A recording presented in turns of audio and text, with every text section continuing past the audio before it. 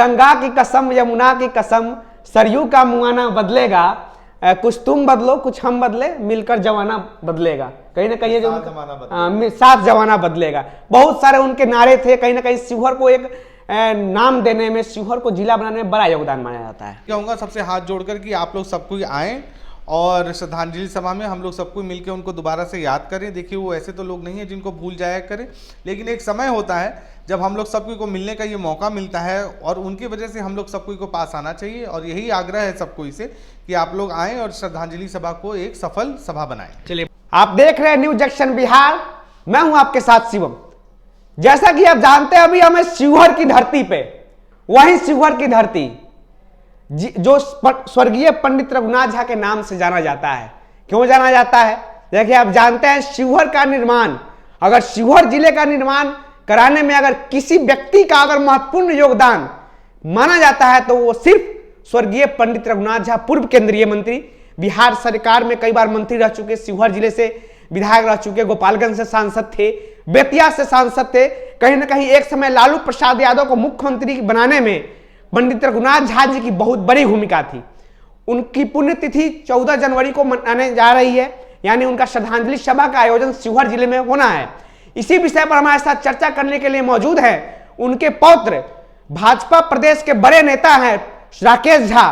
क्या कहिएगा, जो 14 जनवरी को श्रद्धांजलि सभा का आयोजन किया जा रहा है, तमाम जो तैयारियां हो रही हैं, राजनीतिक से कुछ जोड़ के देखना लोग देख रहा है कि पहले इतने बड़े स्तर पर नहीं कराया जाता था, इस बार हो रहा है पुण्यतिथि का आयोजन, श्रद्धांजलि सभा का आयोजन। नहीं, ऐसी बात तो नहीं है। जब उनका श्राद्ध भी हुआ था उसमें करीब 1 लाख लोग आए थे और हर साल हमने कुछ ना कुछ किया था। पिछली बार कंबल वितरण किया था, एक बार नेत्र रक्तदान करवाया था, एक बार आई चेकअप कैंप लगवाया था, तो हर बार कुछ ना कुछ किया है। और इस बार क्योंकि 14 जनवरी को सबने बोला कि एक भव्य आयोजन होना चाहिए क्योंकि 5वां वर्ष है, तो इसके लिए हम लोग कर रहे हैं। इसको राजनीति से जोड़ने की कोई आवश्यकता नहीं है। कहीं ना कहीं लोकसभा चुनाव नजदीक है, आप लगातार आपका नाम चर्चा में आ रहा है शिवहर लोकसभा के उम्मीदवार के रूप में भाजपा से, या आपके बारे में बातें चल रही है कि अन्य पार्टियों से भी आपको सिग्नल मिल रहा है?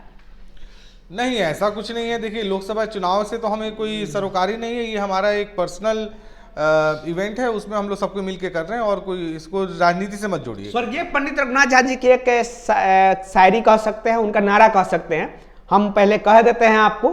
गंगा की कसम, यमुना की कसम, सरयू का मुआना बदलेगा, कुछ तुम बदलो कुछ हम बदले, मिलकर जमाना बदलेगा। कहीं ना कहीं जो साथ जमाना बदलेगा, बहुत सारे उनके नारे थे। कहीं ना कहीं शिवहर को एक नाम देने में, शिवहर को जिला बनाने में बड़ा योगदान माना जाता है।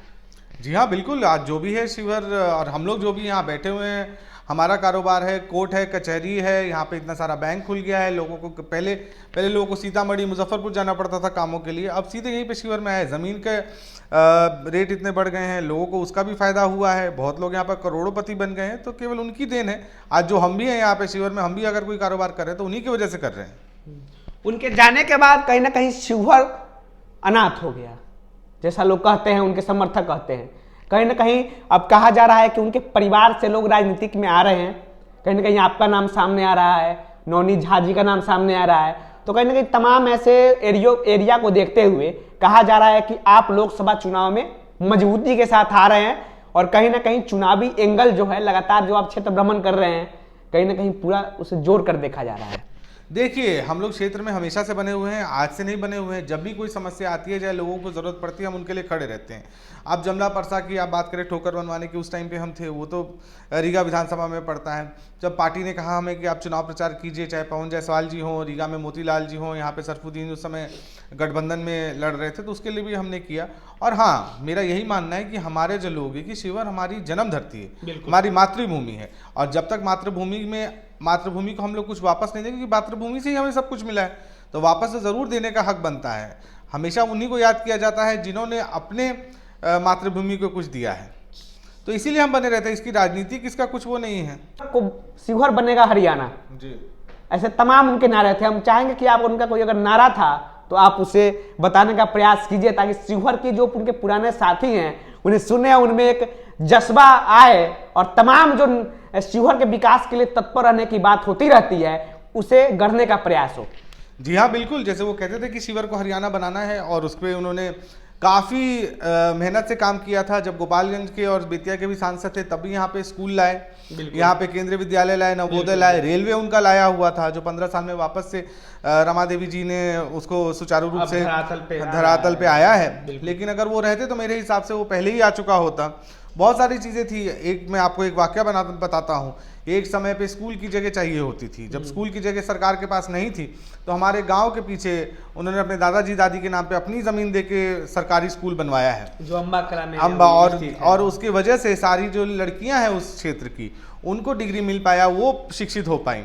ऐसे ही सीतामढ़ी में आप देखिए कॉलेज की ज़मीन दे रखी है। 3 एकड़ ज़मीन कौन देता है आज के रेट में? बिल्कुल। वो 3 एकड़ ज़मीन आज के रेट में तो करोड़ों अरबों की संपत्ति है, लेकिन फिर भी दान दिया उन्होंने, अपना बढ़ चढ़ के योगदान दिया इस क्षेत्र के लिए। और मेरा यही मानना है कि जो लोकल होगा वही आपके लिए एक सारा काम कर सकता है। कहीं ना कहीं इनका इशारे को आप समझ सकते हैं। जो लोकल होगा वही आपके क्षेत्र का बेहतरीन तरीके से विकास कर सकता है। तो तमाम ये मामला सामने आ रहा है। अंत में क्या कहिएगा? तो 14 जनवरी को उनकी श्रद्धांजलि सभा का आयोजन शिवहर जिले में होना है, तो तमाम इन मुद्दों पर क्या लोगों से आह्वान करना चाहते हैं शिवहर लोकसभा की जनता, शिवहर विधानसभा की जनता? मैं यही कहूँगा सबसे हाथ जोड़कर कि आप लोग सब कोई आएँ और श्रद्धांजलि सभा में हम लोग सबको मिलकर उनको दोबारा से याद करें। देखिए वो ऐसे तो लोग नहीं है जिनको भूल जाया करें, लेकिन एक समय होता है जब हम लोग सबको को मिलने का ये मौका मिलता है और उनकी वजह से हम लोग सबको को पास आना चाहिए। और यही आग्रह है सबको से कि आप लोग आएँ और श्रद्धांजलि सभा को एक सफल सभा बनाएं। चलिए, बहुत बहुत धन्यवाद। धन्यवाद।